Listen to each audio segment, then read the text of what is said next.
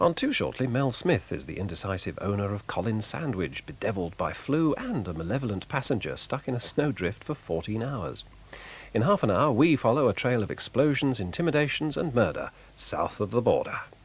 And that's here on BBC One. It's now 9 o'clock. Americans pick the next leader of the Western world. They're still voting, but the experts here say the choice is made. It will be President George Bush. And in London, the Chancellor is at the centre of a new row over pensioners' benefits. Labour challenged Mr Lawson over what he did or did not say in that much-discussed off-the-record briefing.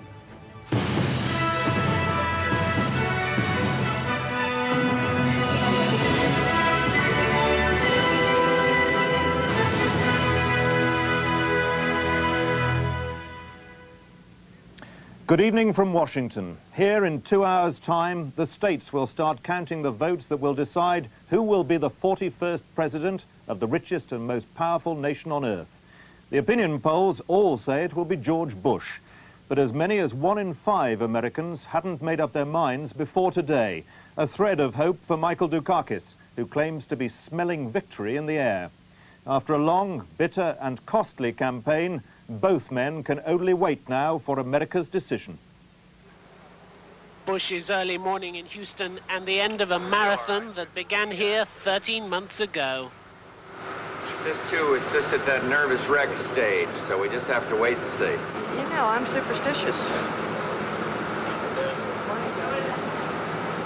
I don't talk about it till after polls close. Bush has crisscrossed the United States with an uphill task to sell a message of continuity that did little to excite the electorate.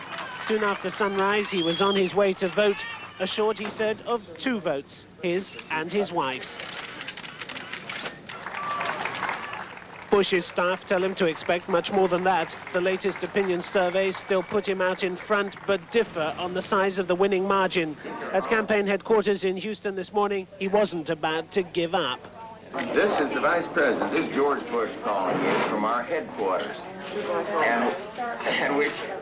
But they, you know, they've done all this marvelous phone bank work, and all we're doing today is calling people and encouraging them to be sure to vote. It's that critical and that important, and, you know, every vote counts, so I hope we can count on you. They gave him his send-off last night, a rally at a shopping center in Houston, and a chance to do his last-minute selling. Despite appearances, they haven't used up all their balloons. Most of them are being held back for the victory celebrations they've promised themselves later tonight. This is Tim Sebastian for the 9 o'clock news in Houston. Tim, George Bush had been trying hard not to appear to be too confident. At this late stage, does he now look like a man who knows he will win? I think he does know he'll win. He had a few jitters this morning, as you saw, but he has overriding confidence for one reason alone. His campaign throughout has been better financed, better organized by people who've been in power for 8 years in the White House, who know the political game. And what is perhaps surprising about this is not what he's done in the campaign, but what he hasn't had to do. He hasn't had to offer very much in the way of specifics. He's managed to get by cloaking himself in good American values, by associating himself with peace, prosperity, even kindness. And that seems to be something that the voters have appreciated. He looked good, certainly, at his rally last night. He's looking good at the moment, and it looks as though his kind of package is the one that the voters are going to buy. Tim Sebastian in Houston, thank you. Michael Dukakis, meanwhile, has finally stopped running. In the last 2 days, he covered 8,500 miles, a last-ditch appeal for votes in the marginal states. Tonight, he's back home in Boston, Massachusetts. The Dukakis plane finally brought the Democrats home to Boston. Behind them, a frantic coast-to-coast tour, which covered more than 3,000 miles in 48 hours. Those gathered on the tarmac here were the loyal campaign workers, the people who looked to Mr. Dukakis to buoy their spirits and tell them they'd win. But the man who's still in second place delivered a lackluster performance. Today, all over the nation, people will be going to the polls and making their decision. And we await the outcome. And I think that tonight, we're not only going to surprise a few people, but we're going to be doing the celebrating. The Democrats hope it will be a repeat of the great upset of 1948 when Truman beat the Republicans. As yet, there's no sign of it. If Michael Dukakis can't get a warm welcome here, then he can't get it anywhere. But the reality is that the gap between him and George Bush is still widening. That's how the pollsters see it. Democratic Party workers feel otherwise.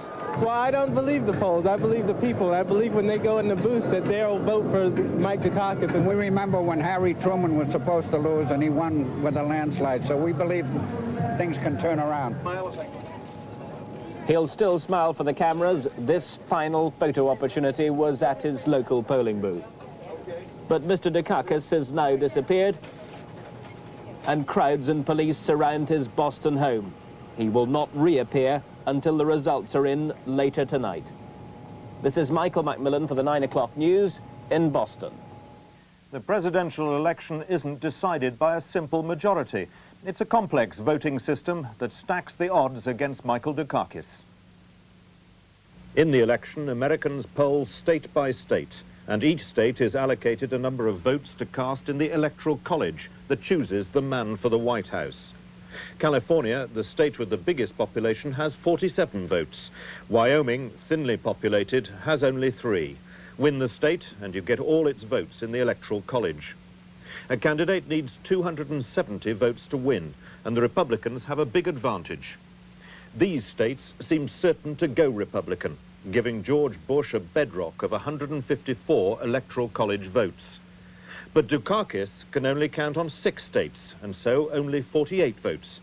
So Bush seems more than halfway to victory before the key states, those that are not so predictable, are counted. The opinion polls say most of them, too, look like going his way. Typically, a presidential election expresses the will of only about half the people. That's how many vote. And there's every sign of another low turnout today. The voters are not inspired by either candidate. And as for the Electoral College... You're asking me? I don't know. I have the faintest idea. Electoral College. How about something like maybe where they teach somebody how to elect? Americans are mystified, but so far it hasn't mattered. If the Electoral College vote and the popular vote didn't go the same way, there'd be a constitutional crisis. That hasn't happened in a modern election. And what this system does is focus the campaign on a very few battleground states. Good morning, Ohio. Ohio, with 23 Electoral College votes, is one of them, and the winner will take all. One thing all candidates are agreed on is how much they love Ohio. This state is critical. You give me this state and you're looking at the next president of the United States.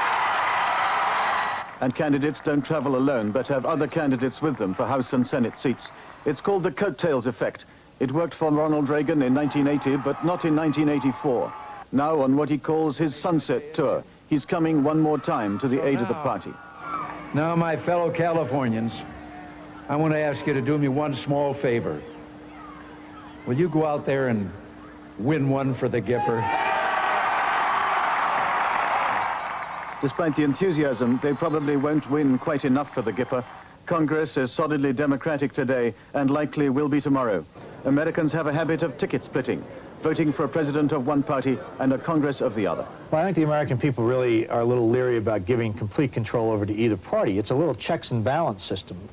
And there are not only candidates on the ballots, there are issues. In Maryland, a proposed ban on the sale of new handguns. The gun lobby has spent millions of dollars trying to scare the voters into opposing it.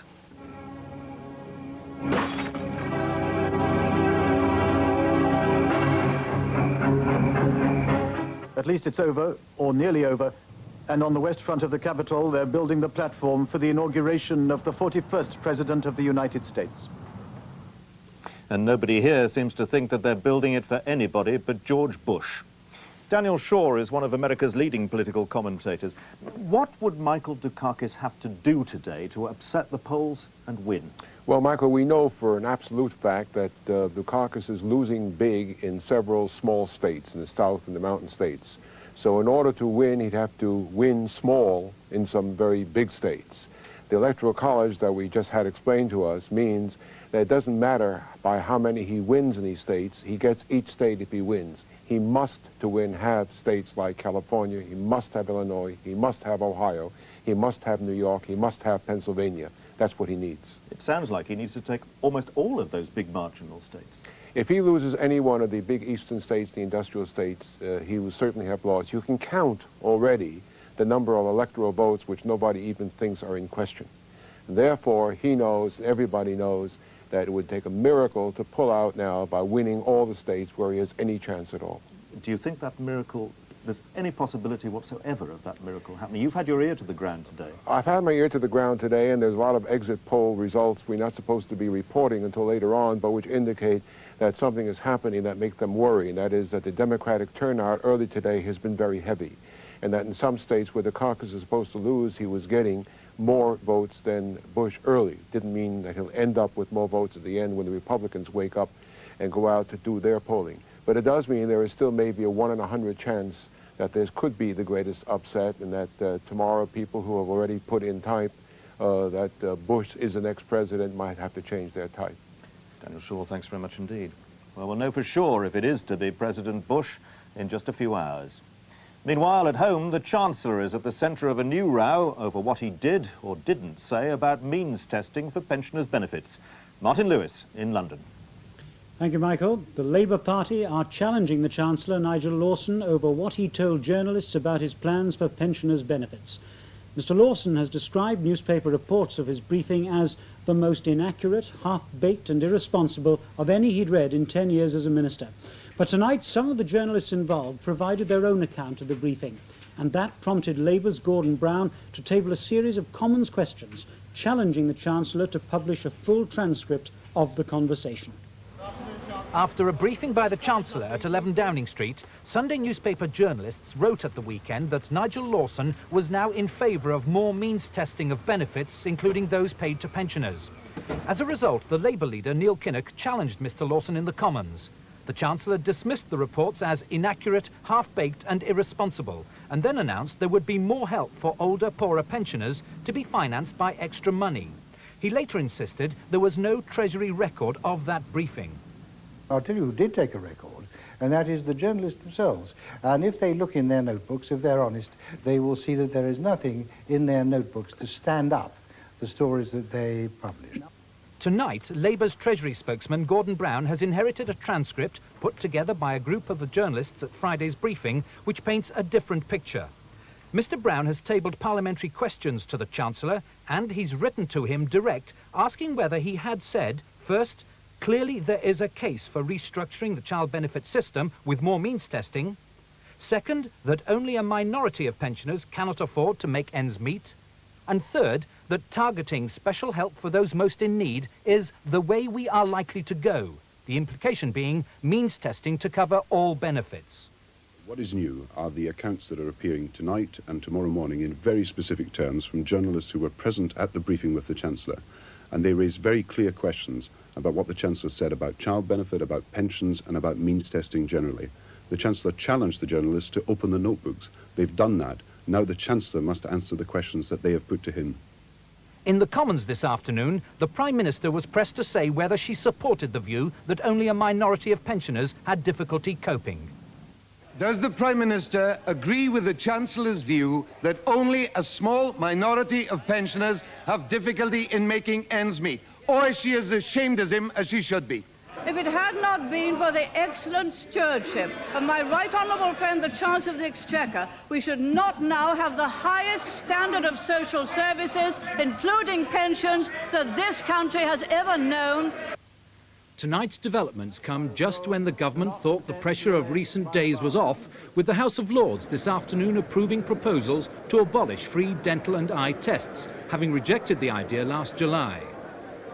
A few moments ago, the Treasury said they had no record of Friday's briefing at 11 Downing Street. It may be that the Chancellor will simply refuse to answer Mr. Brown's questions for that reason, but he must respond to the parliamentary questions, making certain that this issue, the government's long-term thinking on benefits and means testing, will remain high on the Commons agenda. The Citizens Advice Bureau say many people are worse off because of social security benefit changes. They say new figures show that means-tested benefits have made 80% of poor families poorer. The social security system was overhauled in April to target the most needy. The biggest shake-up in the welfare state since it was created was meant to target money towards the poorest who need it most, but it hasn't worked, according to the Citizens Advice Bureau.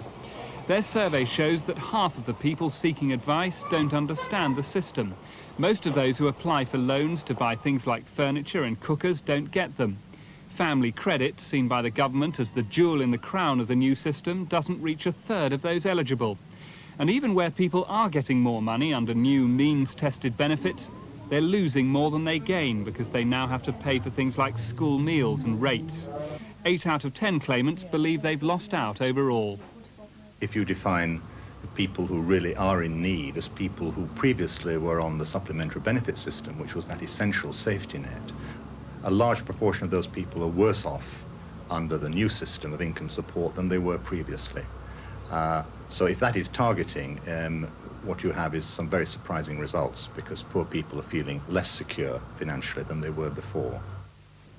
There's more bureaucracy involved in the new system, and MPs say they've been inundated with mail from people who've lost out. Families, disabled people and pensioners.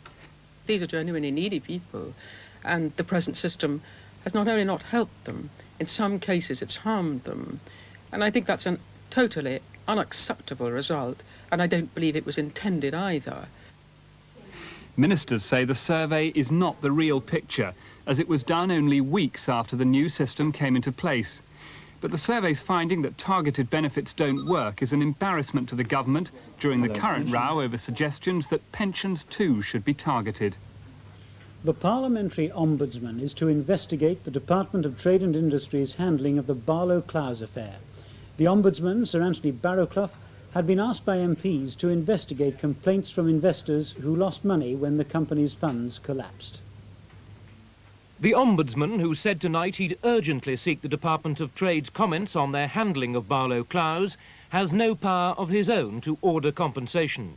But the 18,000 investors who lost up to £190 million when Barlow-Clowes crashed know that government departments have often acted on his findings, and will see today's announcement as renewed hope they'll get some, if not most, of their money back. Last month's report of an internal DTI inquiry chaired by Sir Godfrey Lekain was hailed by the government as proof that it had acted properly. But Sir Godfrey said he hadn't been considering blame or the way people had acted. Trade Secretary Lord Young said at the time that the government wouldn't compensate investors. Now, though, it's thought his department may be ready to contribute to a lifeboat fund put together by city institutions. Investors now see another alternative, says their lawyer. They certainly were concerned at Lord Young's statement, which was seemed quite inconsistent with the facts revealed by Lekain. But of course, now they can take heart again because the matter is now going to be investigated by someone who's quite impartial. Labour MP Alf Morris, one of the many who approached the Ombudsman on behalf of constituents, welcomed tonight's announcement. Labour's trade spokesman wants government action before the Ombudsman's report. I would certainly urge, even now, Lord Young and his ministers to organise compensation arrangements for investors who've suffered. It's not good enough to leave it to city institutions. There's no sign yet that any such voluntary organisation will succeed, and I think the responsibility of government and of ministers is to make sure that they organise the compensation to which investors are entitled. Ombudsman's inquiries can take up to 3 years, but it's known that Sir Anthony Barrowclough wants this one concluded speedily.